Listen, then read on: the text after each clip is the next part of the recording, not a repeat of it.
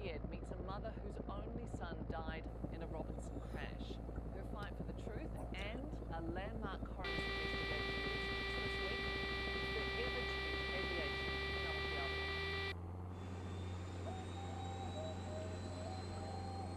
Taylor 14, Rocky River, activation 6,500 or below symptom. It was the 19th of February. I'd said to James that I wanted him to come to work and give me a hand. That morning he wanted to go and play golf. He'd arranged to play golf with some buddies and I went, no. He was sitting here doing the accounts and must have had a tap on the shoulder from Steve to say, let's go and do some more training. Stephen worked for me on 3 different sorties and he was one of my senior pilots, very accomplished. So James and Steve were up here conducting these exercises in this wide open valley. On that day there was no wind, the tussocks weren't moving. I was riding to a friend of mine and then I just had this terrible feeling like something's happened to James. Hi James. So I get on the radio and I'm calling the aircraft, no answer. There was no mayday calls made, it was just the tracking had stopped. I went out to one of my pilots, said let's go, something's happened. I don't know why, I just knew that something was wrong. Perhaps it was his soul saying goodbye. My pilots, they dropped me down in the gorge down here to the left. It was like just a little area that we could get into. And we ran up through the beech forest. And they were there, they hadn't made it. The aircraft was just this crumbled heap and James was like 2 meters from that helicopter. It was like he'd stepped out and land down in this beautiful green moss. I had the scarf on, which I always know wear. I wrapped it around him and tried to bring him back to life. But I couldn't bring him back to life. And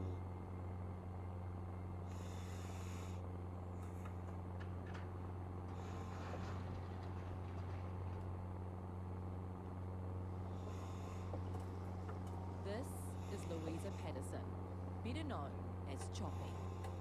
I'm in my 5th decade of flying. I should have feathers, really. She was destined for a life in the sky. My father was a Spitfire pilot in World War II. My uncle was a pilot in World War II, and then he went on to become the man in charge of NAC, our national airline. I went to Wanganui, to the commercial pilot school, and then I saw these helicopters doing circuits, so I wandered over and did a couple of flights, and that was it. I was hooked. In 1986, Choppy set up a helicopter tour company in Queenstown, earning her that world-famous nickname. So I met up with helicopter pilot Choppy, who took me out to explore the majesty of the South Island. Why did you want to be a helicopter pilot? I started flying airplanes. And then I joined Air New Zealand and flew passenger planes.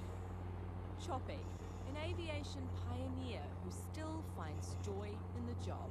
To be able to land up in the glaciers and hear the creaking of snow and the sound of silence, and to be able to share that experience with our visitors to Queenstown, it's pretty special. But no job or joy compared to being a mum. When you have a child and you hold them for the first time and they look at you with their little eyes like they've fallen, like a bird fallen out of the nest. Was he shy? Was he confident? What was James like?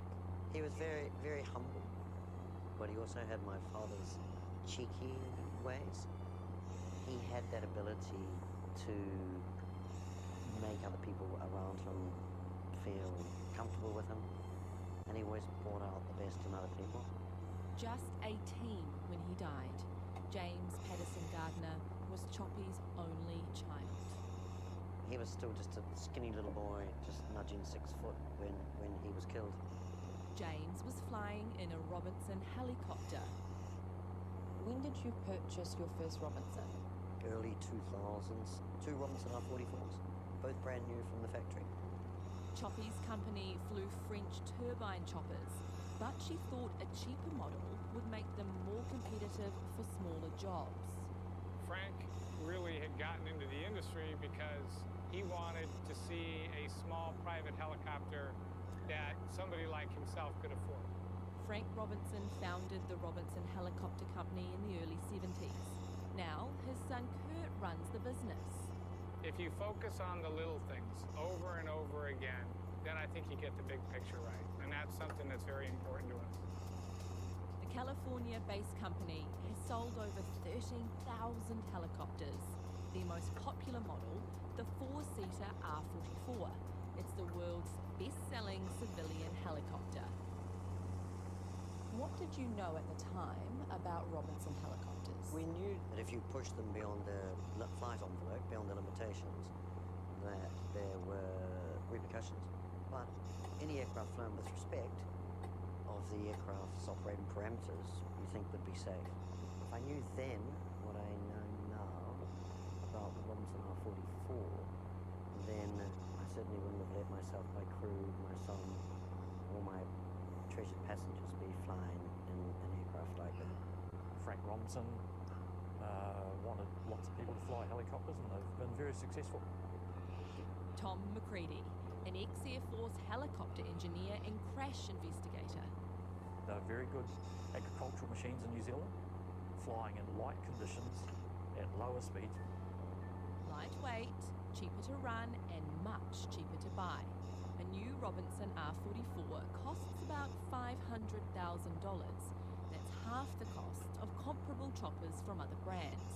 When it's flying normally, it behaves as designed, but once an upset occurs, they behave differently.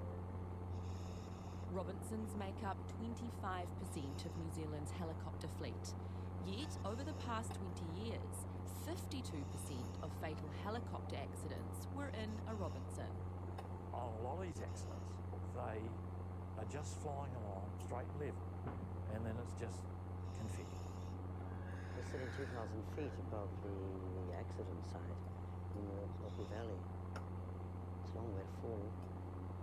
It's 7 years since Choppy found her son James and pilot Steve among the carnage of the Robinson wreckage. I looked at it from my aviation compartment, my brain, and I was like, what has happened here? This aircraft is missing. It's missing its tail. It's missing a portion of one of the main rotor blades. How would this aircraft have just broken up and flagged? Well, I went to a number of Robinson accidents, and I started stitching all the accidents together. So rather than looking at one accident, I started remembering my previous ones. Tom McCready has been the lead investigator on multiple Robinson crashes. I've had my own private hangar for a number of years, and I've done an awful lot of work in that hangar. He's given us exclusive access. Here is a classic mast bump. There's quite a decent mark there, actually. This is what's left of James and Steve's helicopter. Among the crumpled metal, a disturbing detail reveals what happened inside the helicopter while it was in mid-air. This section of blade is what's gone through the cabin. How can you tell that the blade has gone through the cabin? Those are perspex marks. Right. I've seen that on many accidents. It's a standard signature. In this case here, you've got a dent Wow. where the blade has struck the control. So someone in the helicopter was holding onto this, and the blade has come right there. Correct. Let's have a look at how experts think that could happen.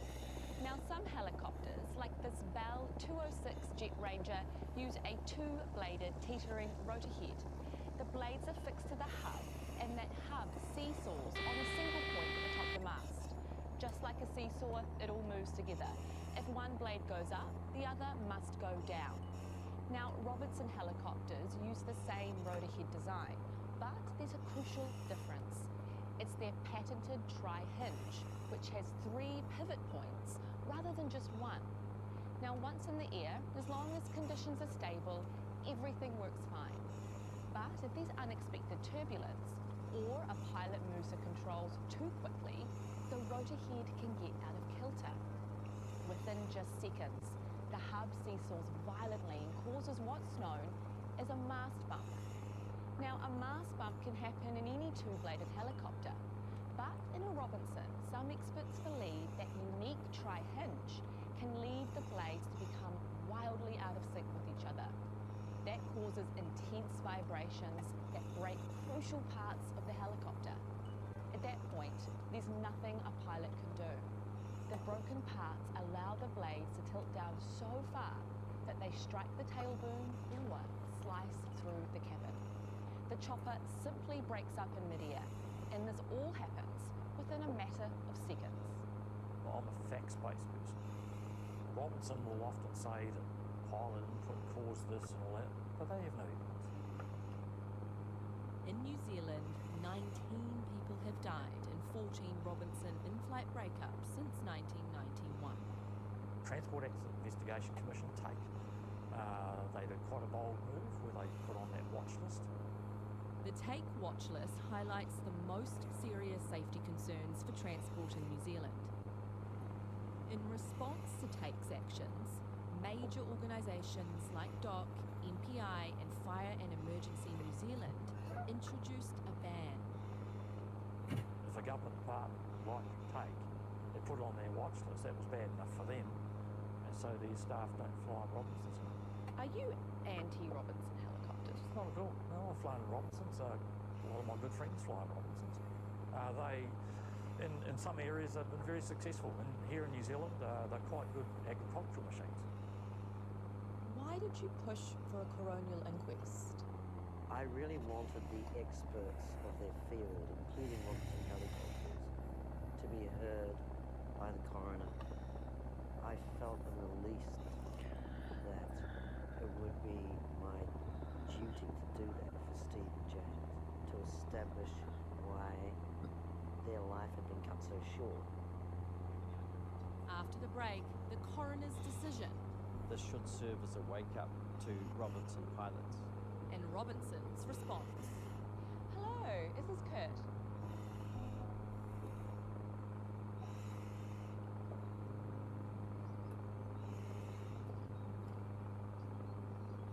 Some roses from home, darling. Last of the roses. Louisa, it is quite fitting to be here today, isn't it? Mother's Day. Visiting James. Not a place mothers want to be. A little bit of fragrance from home, huh? You know, you bring your children up safely as you can, and you're always protecting them. 7 years ago, James Patterson Gardner was killed in a Robinson helicopter crash. I basically had 24 hours to go before he was all on his own. His death the day before he was due to leave to university. I don't think they have a word in the English language for a mother that's lost a child. You learn how to somehow bury it inside. My mission would be to help stop any other mothers have to go through this terrible pain of losing a child unnecessarily. That mission is already taking flight. One of the early findings regarding James and Steve's accident was that they had no answers. That if there'd been a cockpit video recorder in the aircraft, then they would have been able to find an answer probably within 24 hours. There's nothing really for helicopters at all. So we decided to invent one. So over my right shoulder, you'll see what we call the eye in the sky.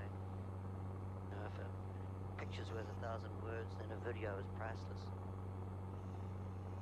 But with no video evidence from her son's fatal flight, Choppy says Kurt Robinson, CEO of Robinson Helicopters, shared with her his own theory. The reason that he thought the aircraft broke up in flight is because James was 18 and he has a teenage brain, and he probably grabbed the controls, or if he was at the controls would have said to his instructor, what happens if I do this? Even if he was the type of child that was a bit gung-ho and never been in a chopper before, any other helicopter, it would have just wobbled. It wouldn't have broken up and fly if that's what he had done. In June last year, the coroner investigated how James and Stephen died. The purpose of a coroner's inquest quickly is to ensure or to try to prevent these accidents happening again. Garth Galloway, a leading legal expert in health and safety in aviation, represented Choppy at the inquest. For so many years, we've heard in New Zealand that there's nothing wrong with Robinson helicopters. The reality is that the design is flawed, and this is what the coroner has found. When they're doing these short trips on low-lying land, then there don't seem to be as many accidents. Issue is when they get into mountainous conditions. This week, the coroner ruled the crash that killed James and Stephen would not have occurred in any other type of helicopter. She essentially ruled out pilot error. Absolutely she did. It was to do solely with the design of this helicopter. It's incredibly significant ruling. This should serve as a wake-up to Robinson pilots. Did the Robinson Helicopter Company participate in the coronial inquiry? They chose not to come, and in my view that is an indictment on the Robinson Company, and people are entitled to ask why would they not come to an inquest in New Zealand in relation to fatal accident involving two men in circumstances where there have been 17 other people killed before them. We tried over several weeks through phone, email and text to speak to Kurt Robinson. Hello, is this Kurt? Kia ora, my name is Marva. I'm calling from Television New Zealand. How are you? It's just hung up on me. 5 days ago, we received this statement. We do not agree with many of the findings and recommendations in the coroner's report. Robinson continues to implement design changes to improve safety, such as cockpit video recorders. We'll continue to work with TAC and CAA to further educate pilots and eliminate accidents. It's just embarrassing. It's excruciating to listen to that. The coroner has found that there is an engineering issue here, a design issue. Robinson continue to say that we need to educate the pilots. It's wrong. What were the coroner's key recommendations? They should not be flown in moderate to severe turbulence under any circumstances. Also, that in mountainous conditions, the speed of them should be limited to 70 knots. And the other major finding was that all helicopters should be fitted with inboard cameras. Who are the recommendations directed to? Some of them are directed towards CAA. The CAA, or Civil Aviation Authority, is a country's civil aviation regulator. It's their job to establish and maintain the rules that keep flying safe. Despite multiple requests, CAA's Chief Executive Keith Manch refused to be interviewed, instead sending us this statement. The CAA is carefully working through the comprehensive findings and recommendations of the coroner. This will take some time. At this stage, we are not in a position to make comment on the way they will be addressed. It's disappointing that CAA haven't fronted. They must get involved in this issue, and they have to get involved soon. We also requested an interview with the Minister of Transport, Michael Wood, who referred us to the Associate Minister of Transport, Kieran McAnulty. He then referred us back to the CAA. The worst thing that can happen is that everybody points and says it's your responsibility, not ours. It's now incumbent on all of the participants around this industry to get together and to work towards ensuring that people don't die needlessly, as James and Stephen did. There's solace in knowing her son didn't cause the crash, but Choppy still wears the weight of James's absence. His presence, his laughter, his physical being, his smell. But I think for him, I miss most the opportunity that he's never going to have to make other people happier, to enrich their lives. I found this compass in his room that I gifted to him. James, darling, follow your dreams and May you always find your way home. With love, Mum. He'll never come home. She knows that. But she's determined that everyone else does. I'm not a vigilante, but if I knew then what I knew now about Robinson helicopters, then my son would be alive. I mean, my message is, mothers, do not let your children fly in Robinson helicopters.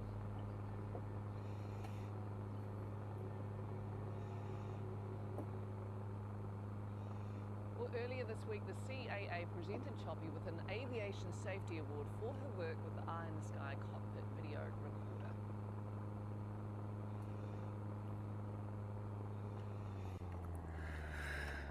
Horrible aircraft. Absolutely horrible.